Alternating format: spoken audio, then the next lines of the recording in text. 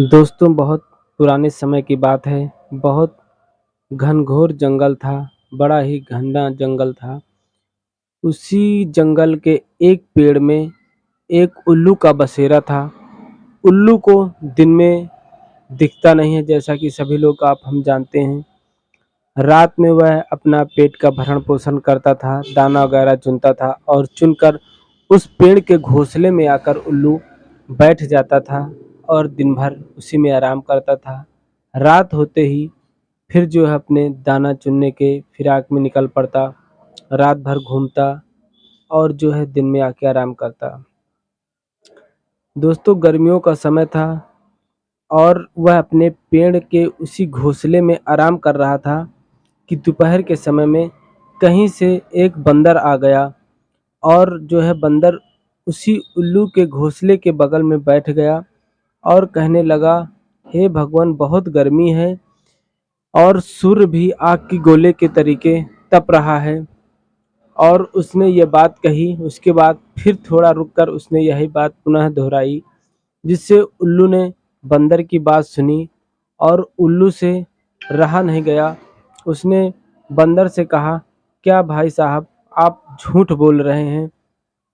इस समय तो चंद्रमा चमक रहा है और आप बता रहे हैं कि सूर्य चमक रहा है। अब दोनों में बात विवाद छिड़ गया।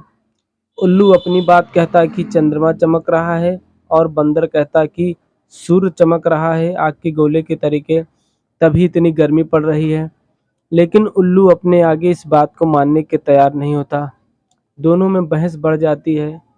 फिर यूँ हुआ कि उल्लू कहता है, हम तुम्हारी बात से सहमत नहीं हैं, मानने के लिए तैयार नहीं, इस समय चंद्रमा ही चमक रहा है। अगर तुम नहीं मानते तो इसका निर्णय पास ही में एक पेड़ है जहाँ पर हमारे बहुत से मित्रगण हैं, वहाँ चल के इस बात का फैसला करते हैं।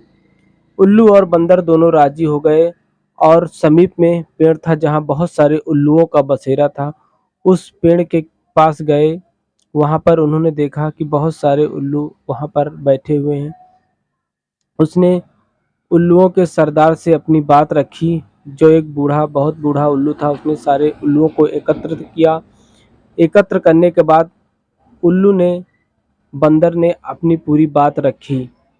अब जब बंदर ने अपनी बात बताई कि इस समय जो है सूर्य चमक रहा है और तेज गर्मी है, तो सारे उल्लू हंस पड़े। उल्लुओं ने कहा, अगर बंदर भैया इस समय तुम कहते कि चंद्रमा चमक रहा है तो माना जाता। तुम बता रहे हो कि सूर्य चमक रहा है। झूठी बात का अफवाह हमारे